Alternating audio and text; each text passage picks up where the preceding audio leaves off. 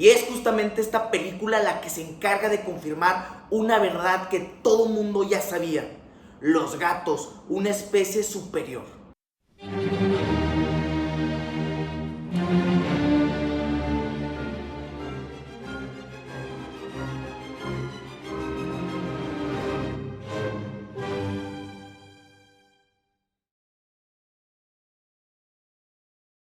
Y pues bueno, ¿cómo estuvo Un lugar en silencio día 1 o como dirían pochamente A Quiet Place Day 1? Esta película ahora dirigida por Michael Karnowski, es director que se encarga de traer una nueva película más a este mundo, esta saga dirigida, realizada, inventada por este gran actor, director, pues el famoso Jim. Y pues bueno, ya se la saben, vamos a empezar primero con las bondades, las cosas deliciosas que puede tener esta película y después nos vamos a aventar a los caprichos, las maldades, las terquedades que pudo haber tenido este director. Y como primera bondad que puedo encontrar en esta película es la historia. No sé ustedes, pero yo siento que es una historia que se sale de la típica historia de las precuelas, que solamente intentan explicar de manera superficial los motivos de por qué las otras películas funcionan.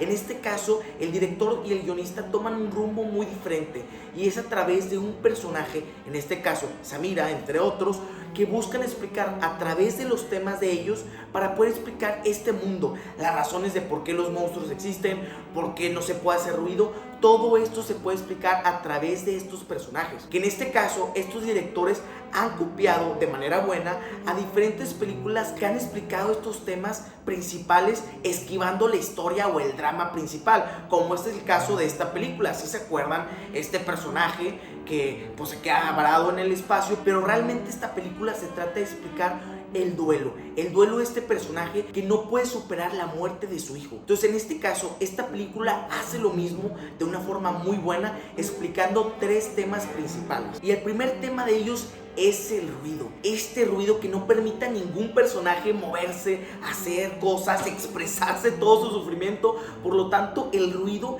aquí toma un rumbo muy diferente a como veíamos en las películas anteriores, y aquí va más hacia la vida cotidiana, explícitamente en nuestra actualidad, en nuestro mundo, y esto se puede ver en las diferentes tomas, imágenes que podemos ver. Este ruido que no permite a ningún personaje moverse, hacer cosas, expresarse todo su sufrimiento. Por lo tanto, el ruido aquí toma un rumbo muy diferente a como veíamos en las películas anteriores, y aquí va más hacia la vida cotidiana, explícitamente en nuestra actualidad, en nuestro mundo, y esto se puede ver en las diferentes tomas, imágenes que podemos ver, como es el caso de esta increíble imagen que está en una cancha de básquetbol vacía, donde vemos una pelota en el suelo y podemos sentir, o sea, yo les digo en serio, podemos sentir y escuchar gente jugando, esos niños jugando básquetbol, como también en el ajedrez. ¿Te imaginaste?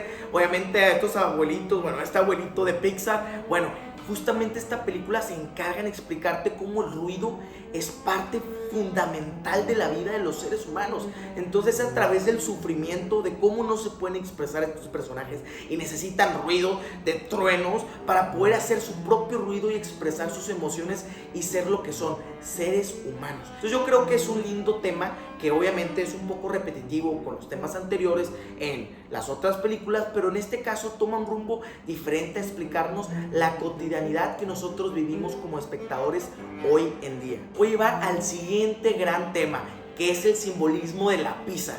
Yo creo que es una manera muy sutil y muy buena de explicarnos la vida de este personaje, su pasado, sus aspiraciones, por qué no se quería ir a los botes, cuál era ese pasado que solamente sabíamos que tenía cáncer y tenía un papá. Pero bueno, es a través de esta pizza, este afán, este deseo de conseguir, de completarse, que podemos entender a este personaje. Entonces yo creo que es una manera muy brillante de hacerlo, ya que pues tenemos esta escena en este bar que por fin consigue esa pizza, le da la mordida y es una satisfacción visual de ver. Como claro, tenemos estas otras películas que sucede, pero en este caso lo lleva un poquito más profundidad, y es esta pizza la que desenvuelve toda la vida, toda la historia de este personaje sin decir una sola palabra. Y yo creo que es algo muy bueno, ya que como he explicado en otros videos, cuando un director es muy malo y un escritor lo que intentan explicar de los personajes solamente lo hacen con exposición de diálogos. Diálogo, diálogo, diálogo. En este caso quitan todo eso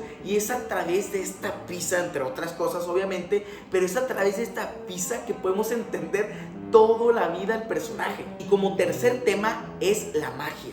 ¿Se acuerdan de esta escena mágica de este títere que empieza a volar con el globo y luego explota? Bueno, este personaje, Samira, se identifica con este títere, donde empieza a creer. Ella cree en la magia, pero al final del día está la realidad. Explota esa burbuja, ese globo de cosas irrealísticas, esta magia que no existe.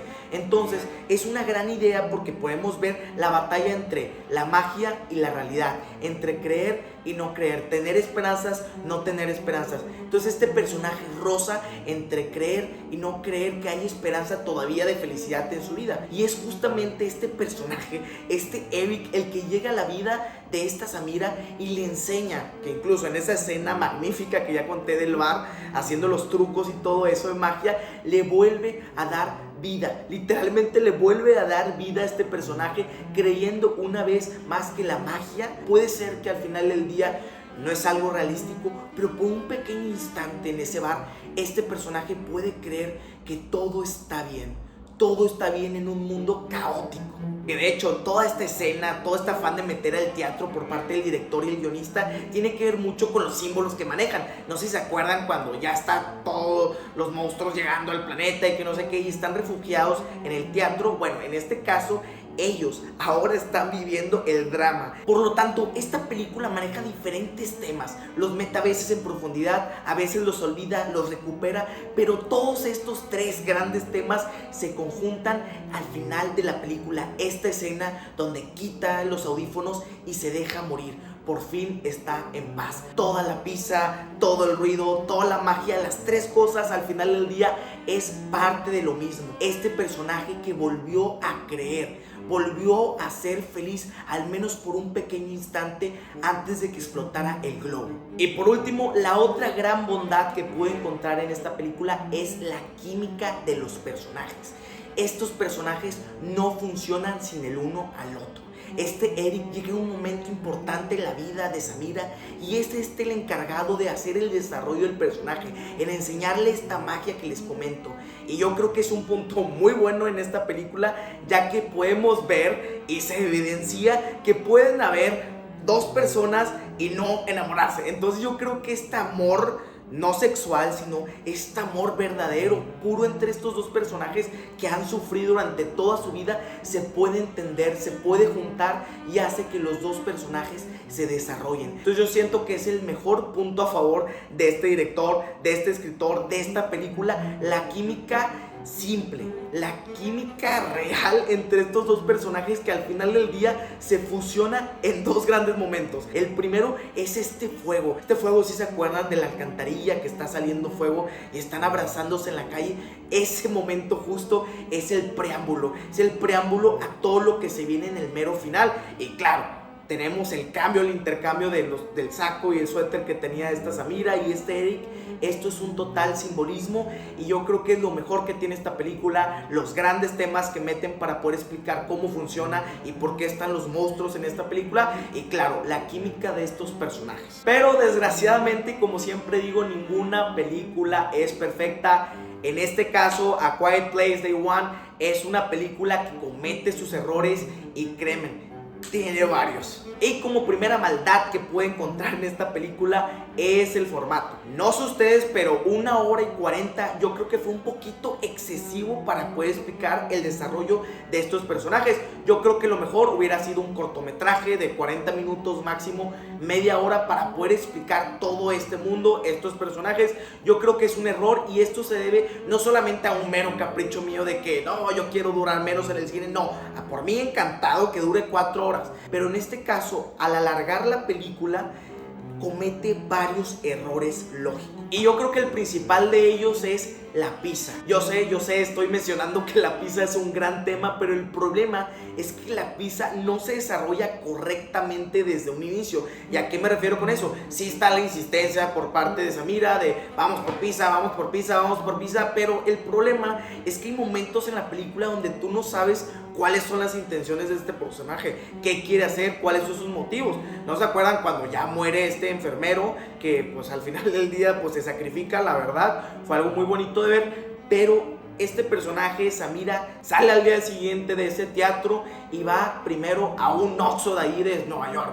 Entonces, yo no entiendo por qué va ahí y no tenía este afán de querer su pizza y su pizza y su pizza. ¿Por qué no se va directamente a la pizza y pues en el camino hace esto, hace lo otro? No, va a comprar comida a su gato, se compra no sé qué y se queda ahí en la fuente. Entonces yo no entiendo realmente qué está buscando este personaje. Si quiere la pizza, pues váyase de una vez, ¿por qué se espera? Y así hay varios momentos en la película donde tú no entiendes hacia dónde van, por qué están en ese depa de ella, por qué se quedan ahí solamente para reencontrarse con su pasado, con sus cosas. Yo creo que no tiene sentido. Entonces esto es uno de los problemas que es al alargar una película en vez de hacer una película corta con sus tiempos correctos. Necesitan hacer más tiempo, quemar tiempo, porque simplemente si va por la pizza toda la película se acaba. Y es justamente esto, alargar la película, lo que hace cometer otros errores lógicos. Y lo que yo no entiendo es este personaje Eric, aunque llegó en un momento muy justo, preciso, yo diría el mejor momento para llegar a la historia de la película,